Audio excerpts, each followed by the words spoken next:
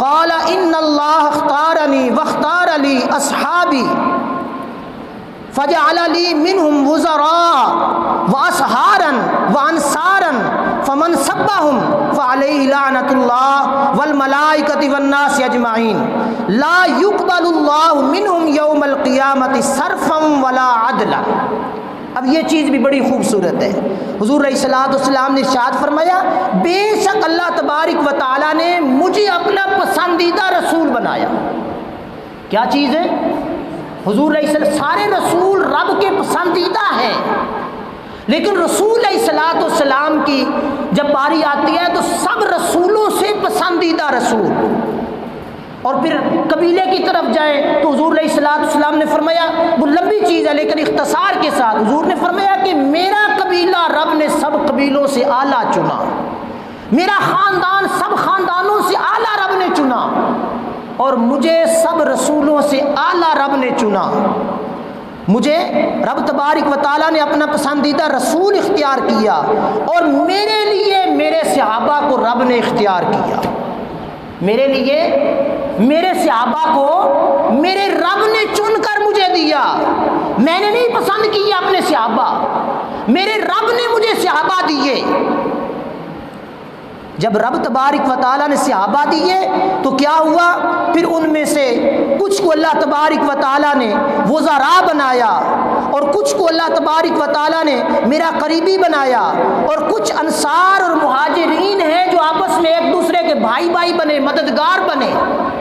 جب ہجرت کر کے مہاجر گئے مدینہ شریف میں، انصار نے پھر بڑھ چڑھ کر ان کی محبت، ان کی مدد کی، بھائی بھائی بنایا، مکانوں کے اندر دیوار ڈال کے کہہ دیا یہ تیرا حصہ یہ میرا حصہ۔ یہ تاریخ اسلام کے اندر ایسا منظر کسی نے پیش نہیں کیا جو میرے نبی علیہ الصلوۃ والسلام کے صحابہ نے پیش کیا۔ تو حضور علیہ الصلوۃ والسلام نے ارشاد فرمایا میرے لیے اللہ تبارک و تعالیٰ نے میرے صحابہ کو چنا، اور میرے لیے ان میں سے وزراء بنائے، قریبی رشتہ دار بنائے، اور انصار مدد کرنے والے۔ پس تم دیکھو جس نے انہیں گالی دی اس پر اللہ تبارک و تعالیٰ کی اور فرشتوں کی اور تمام لوگوں کی لعنت ہو۔ فرشتوں کی، اللہ کی، اور تمام لوگوں کی، تمام انسانیت کی لعنت ہو اس بندے پر جو صحابہ کو برا کہتا ہے۔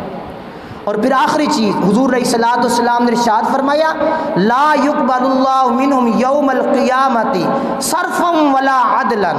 فرمایا کہ قیامت کے روز اللہ تبارک و تعالیٰ ان کے کسی ہیر پھیر یا دلیل کو اپنی بارگاہ میں قبول نہیں کرے گا۔